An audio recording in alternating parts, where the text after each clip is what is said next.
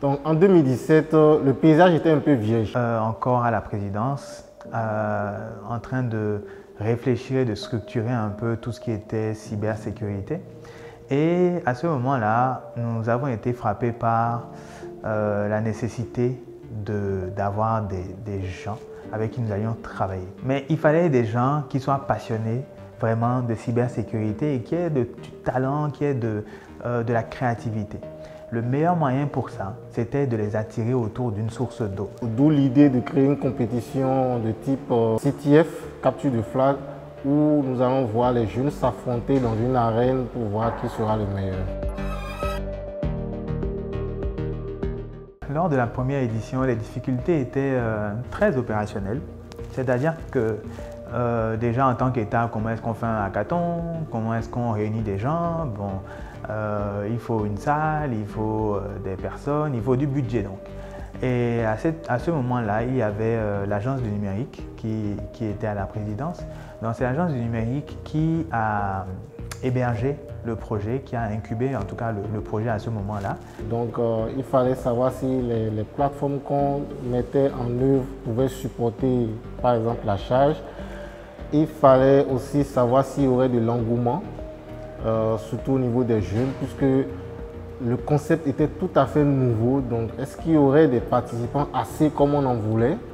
Et donc je peux dire qu'on a été agréablement surpris de voir le nombre de participants. Je pense qu'il y avait 500 participants en ligne sur une compétition qui a duré un mois.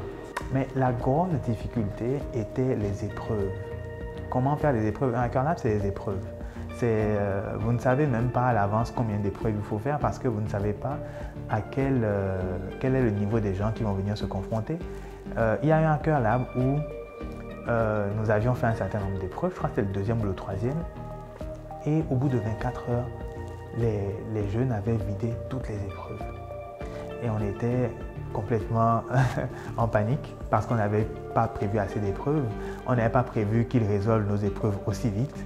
Moi, je me rappelle, j'étais sur la route, sur le retour du Nigeria et je me suis retrouvé à coder des épreuves en plein dans la voiture, à envoyer en temps réel aux équipes à Cotonou.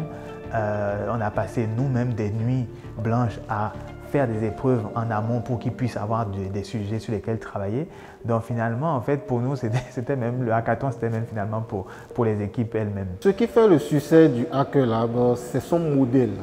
Donc l'organisation de la compétition et surtout la manière dont ça se déroule. Donc les jeunes ont l'impression d'être dans une arène où ils se battent les uns contre les autres. Et ce format de 48 heures qui est mis en place change vraiment la donne. Quand on dit 48 heures non-stop, en fait, eux, c'est 48 heures non-stop. C'est-à-dire que dormir, c'est sur des coussins sous la table où ils sont. Et dès qu'ils se réveillent, ils vont aux toilettes se rafraîchir, ils reviennent, ils sont repartis. Pas beaucoup de sommeil, beaucoup de Red Bull. Et c'est cette implication-là qui fait le succès des Hacker Lab finalement. Chez les participants du Hacker Lab, au-delà de la connaissance technique, c'est la ténacité que nous recherchons, le mental. Et souvent, les épreuves vont faire appel à leur créativité. Pour les résoudre, il faut déjà être bon techniquement, mais il faut vraiment réussir à se mettre dans la peau d'un hacker. Il faut réussir à se mettre dans la peau d'un défenseur de système d'information.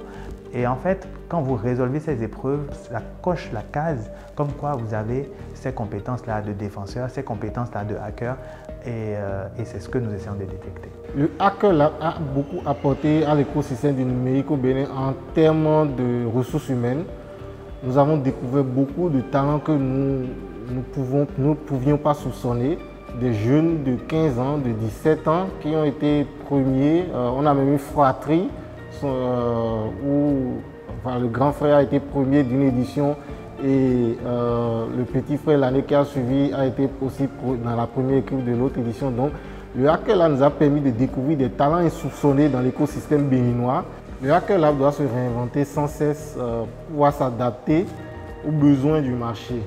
Donc si aujourd'hui nous sommes dans un format capture de flag, je pense que pour mieux s'adapter aux besoins du marché, le Hacker Lab devrait évoluer vers un autre modèle. Pourquoi pas une compétition où les gens sont amenés à développer des produits de cybersécurité voilà, et créer comme ça des champions béninois. Pourquoi pas le Hacker Lab serait désormais la compétition d'où sortira le prochain Palo Alto, Fortinet, et ainsi de suite. Au-delà de ça, j'aimerais que finalement au Bénin, que ce Hacker Lab devienne une référence au-delà des frontières du Bénin. C'est déjà le cas puisque après l'édition régionale que nous avons faite avec la CEDEAO, ils ont entrepris de la pérenniser et il y a eu une autre édition régionale au Togo et ils essaient d'en faire une autre en Côte d'Ivoire actuellement.